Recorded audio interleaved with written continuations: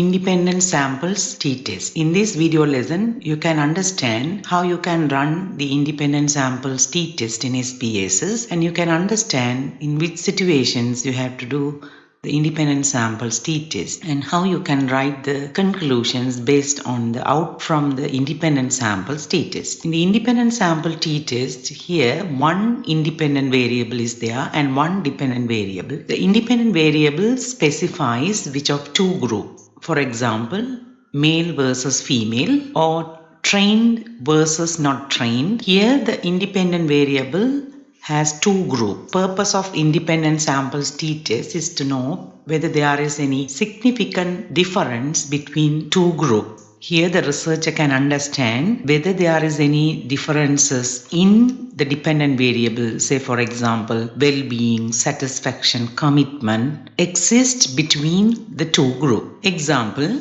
one group of managers is trained using an old method and another group of managers trained with new method. End of this training, the researcher can identify the differences between these two groups, whether there is any differences in performance between the managers who trained by the old method and the managers who trained by the new method. The job performance of the two groups is measured, and you can understand whether there is any differences between the mean job performance of these two groups. Here the job performance is dependent variable and the independent variable is whether the managers have been trained on the old or the new method. Example 2, if you want to know whether there is any significant difference between the mean salaries of men and women in the financial organization. Here the independent variable is male versus female and the dependent variable is salary. The assumptions and requirements, there is an independent variable which has two samples and there is a dependent variable, it's a numerical variable measured in a ratio or interval scale. Variance are equal in two samples and the dependent variable is normally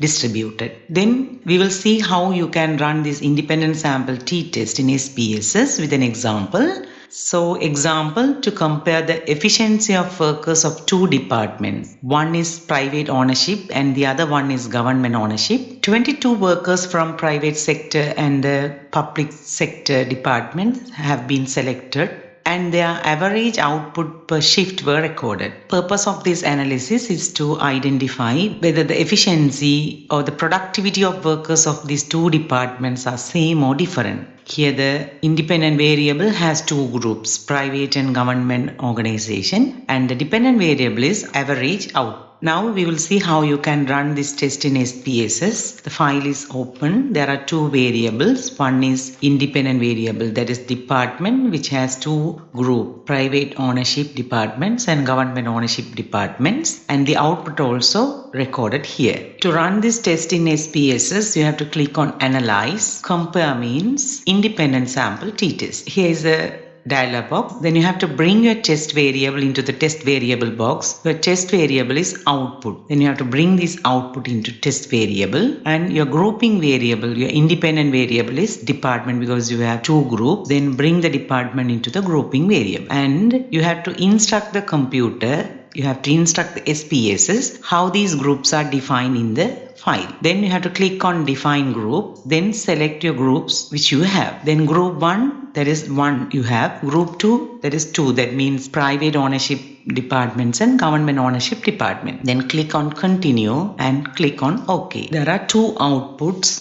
The first output is group statistics. From this output 1, you can understand there are 22 employees from the private ownership department and 22 employees from the government department, and the average output of private department is 42.5909 with 5.2 standard deviation, and from the government department the average output is 38.77 with a 2.6 standard deviation. From this group statistic, this descriptive statistic also, you could understand that there is a difference because the private ownership department has 42.59 compared to the government department the mean is 38.77, but we can confirm these differences through this independent sample t-test. In this independent sample t-test, here there are two outputs outputs, important outputs is there. Purposes of this output 2 is to validate your assumption and test your hypothesis. So in the first 4 columns, you can use these columns to test or to validate your assumption, and for the next columns you can use to test your hypothesis. And one of the assumptions in this test is variance are equal. So when we write the null hypothesis, variance are equal. So there is no difference between the variance of private departments and the government departments. And the alternative hypothesis says that variance are not equal. The variances are not equal between the private ownership department and government ownership department. Here you can see the output in the significant value. The significant value is 0.001, which is less than 0.05. So therefore you have to reject your null hypothesis and accept your alternative hypothesis. If you accept your alternative hypothesis, means variances are not equal. So our assumption is not validated here, but there are options in this output you can see, because there are 2 draws, that if the equal variance assumed or equal variance not assumed. From these assumption validations, now we found that equal variance are not equal. So therefore we have to use the second column. So in the second column you can see the significant value is 0.004. Then to test your hypothesis, you can use this significant value. So here the significant value is 0.004. In this independent sample t-test, your main hypothesis can be written like this. Alternative hypothesis: average productivity of private department and government departments are equal. Then alternative hypothesis: average productivity of private department and government departments are not equal. So in the output, the significant value is 0.004, which is less than 0.05. Then we have to reject the null hypothesis and accept the alternative hypothesis. If we are accepting the alternative hypothesis, it means average productivity of private department and government departments are not equal. There is a difference, but these differences are already shown in the output 1. The mean differences are there, but the difference is confirmed through the independent sample t-test. In this video lesson, you have understood that how you can run the independent sample t-test in SPSS, and how you can test your hypothesis and how you can validate your assumptions.